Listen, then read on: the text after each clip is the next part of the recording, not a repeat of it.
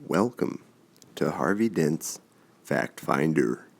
And tonight, I would like to introduce you all to Neil Armstrong, the seasoned actor. Oh, is this another conspiracy theory? Oh no, it's a fact.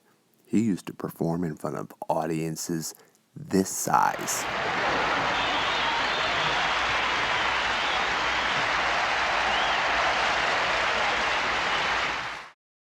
Not long ago, I talked with Neil Armstrong about, well, basically the dream that will climax with Apollo 11.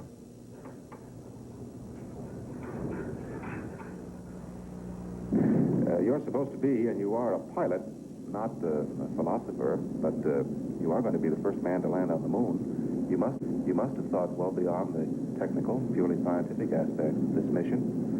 So I want to ask you really kind of an impossible question, but you're the man to give the answers.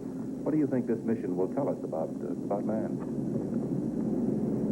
If we are successfully able to execute a touchdown and return, it's going to give us an unmeasurable amount of confidence. I think that's probably the greatest result of the flight. It's going to assure those people who have been spending long hours late at night for many years in the computer labs across the street and in the simulations over in the other building and the program offices that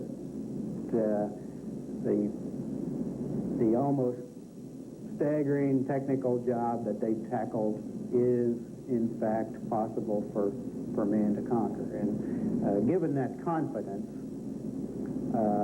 we will then be in a much better position to accurately judge what we should tackle in the future. It won't be marred by a lack of understanding of what can and can't be done. It can be judged on its values. Do you think it might help us to maybe solve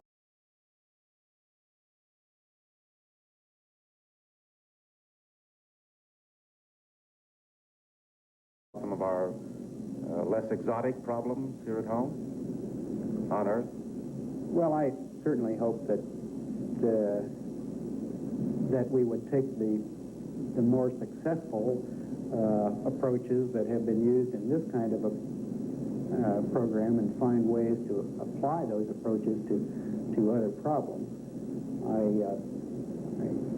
don't necessarily agree that just because these people have in this approach have been successful, that we should take their resources away from them and give them to some other people who have been less successful in their endeavors.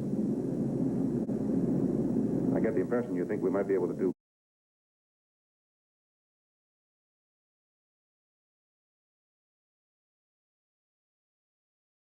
both. Well, I certainly think we can. We're a great country. We have a lot of abilities, and when we direct our efforts toward an understood... Yeah, and when you have a lot of taxpayers that'll dump money into a senseless program and just tell them you accomplished what you did, then you can solve the problem.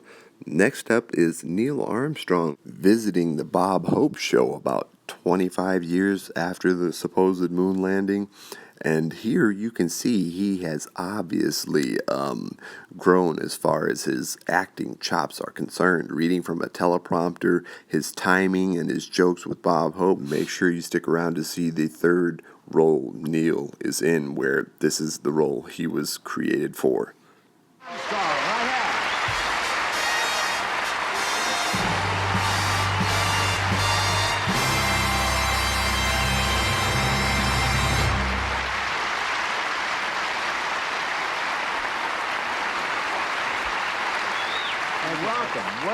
Welcome. Thank you, Bob. Those films bring back some great memories. And Neil, that was some speech you made when you first stepped on the moon.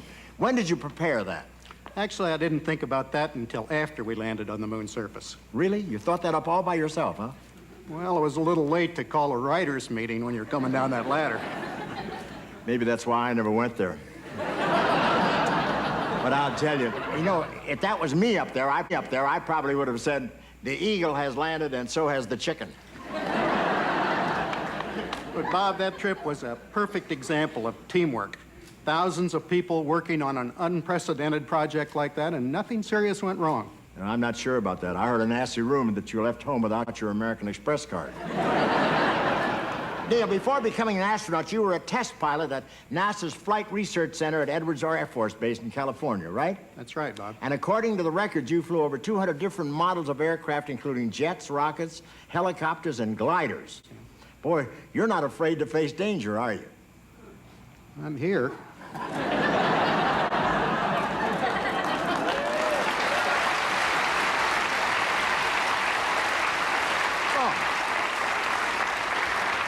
And you gotta laugh, but I'm glad. Tell me, when did you first learn to fly? When I was 15, Bob. Oh, you're kidding. 15? When I was 15, the closest I came to flying was having a propeller on my beanie. Neil, a lot of people might not know this, but I should be calling you Professor. Well, I used to teach and do research at the University of Cincinnati. Would you like to give me a grade on my monologue? I don't think so, Bob. I taught aerospace engineering, and I'm used to grading things that get off the ground.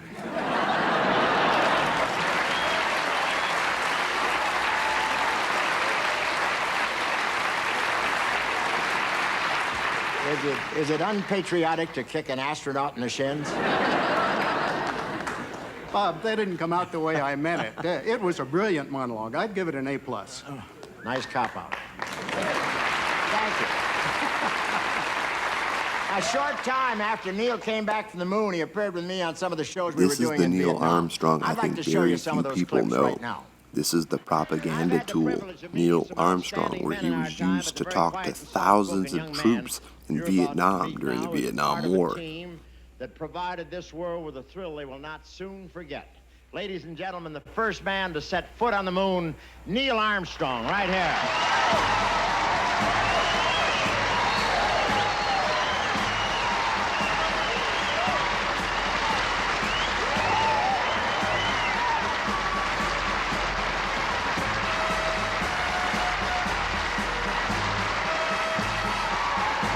Look at how many people in this stadium.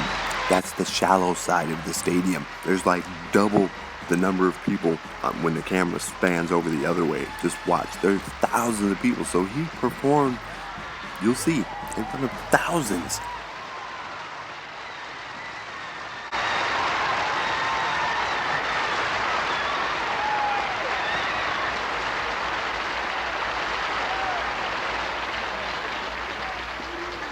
Thank you, guys. I've been around the world a few times, and I've had a lot of nice, warm receptions, but I've never had a better one than that. Thank you. It was like this every place we played. They just idolized this man.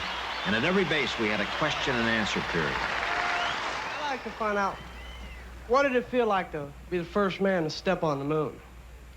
Well, we were very worried about our first steps on the moon because some experts had predicted just shortly before launch that we would sink into the surface and wouldn't be able to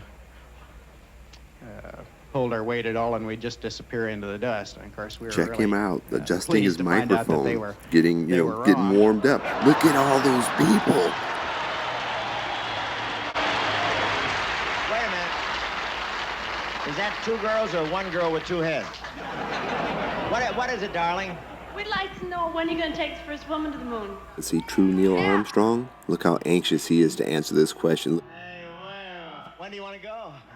And here's the real Neil Armstrong. We welcome you with open arms. I really think that we'll have some women in space one of these days. I'm looking forward to it. I'm sure they'll go when they find out they can go up there and be weightless.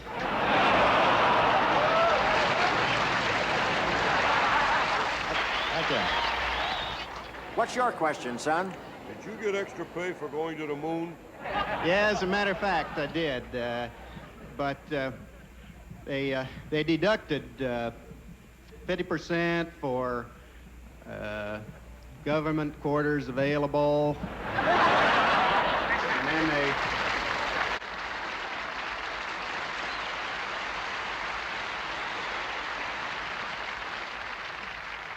money deducted for government meals Said available. government.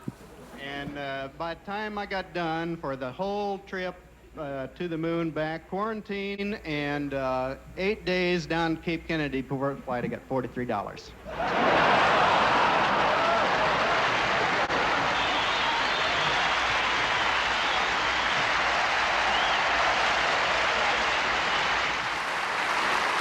Bob, NASA's first 25 years were spectacular.